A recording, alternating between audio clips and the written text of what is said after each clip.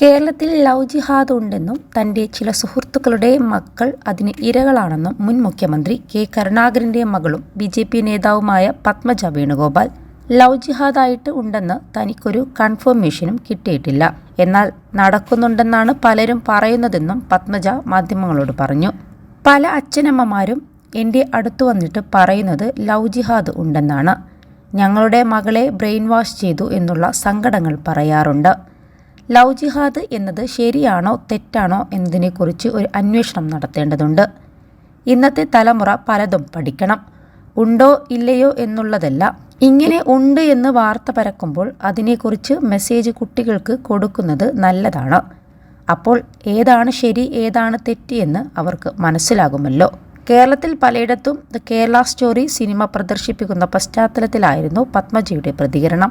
മുൻ മുഖ്യമന്ത്രിമാരുടെ മക്കൾ ഇനിയും BJPയിലേക്ക് വരുമെന്നതിൽ തനിക്ക് ഉറപ്പുണ്ടെന്നും തലേ ദിവസം വരെ കോൺഗ്രസിനു വേണ്ടി പ്രവർത്തിച്ച താൻ ഒരു ദിവസം രാത്രിയിലാണ് BJPയിൽ പോകാൻ തീരുമാനമെടുക്കുന്നതെന്നും പത്മജ പറഞ്ഞു. ഒരു രാത്രി മതി കാര്യങ്ങൾ മാറിമറിയാനെന്നും അവർ വ്യക്തമാക്കി. ന്യൂനപക്ഷങ്ങൾ ഇപ്പോൾ BJPയോട് അടുത്തുകൊണ്ടിരിക്കുകയാണെന്നും തൃശൂർ മണ്ഡലത്തിലുൾപ്പെടെ അവരുടെ പിന്തുണ BJPക്ക് ലഭിക്കുമെന്നും പത്മജ പറഞ്ഞു.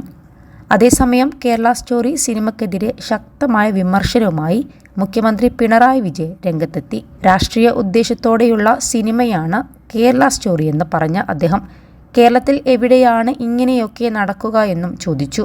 ന്യൂനപക്ഷവും കമ്മ്യൂണിസ്റ്റുകാരുമാണ് ആഭ്യന്തര ശത്രുവെന്നാണ് പണ്ട് ഹിറ്റ്ലർ പറഞ്ഞിരുന്നത്. RSS ഇത് അതേപടി പകർത്തി. പേരിലെ മാറ്റമുള്ളൂ, വാചകം ഒന്നാണ്. അവിടെ ജൂതരാണെങ്കിൽ ഇവിടെ ന്യൂനപക്ഷങ്ങളിൽ പ്രബലർ മുസ്ലിമും ക്രിസ്ത്യാനിയുമാണ്. +2 ഡിഗ്രി കഴിഞ്ഞവർക്ക് വേൾഡ്സ് ഫസ്റ്റ് AR/VR ക്ലാസ് റൂമിലൂടെ സ്മാർട്ട് ഫോൺ എഞ്ചിനീയർ ആവാം. കൂടുതൽ അറിയാൻ വിളിക്കൂ ബ്രിഡ്കോ ആൻഡ് ബ്രിഡ്കോ. ഈ ആഭ്യന്തര പ്രശ്നത്തിന് പരിഹാരം കാണുന്നതിലും RSS ഒരു നിലപാടെടുത്തിട്ടുണ്ട്.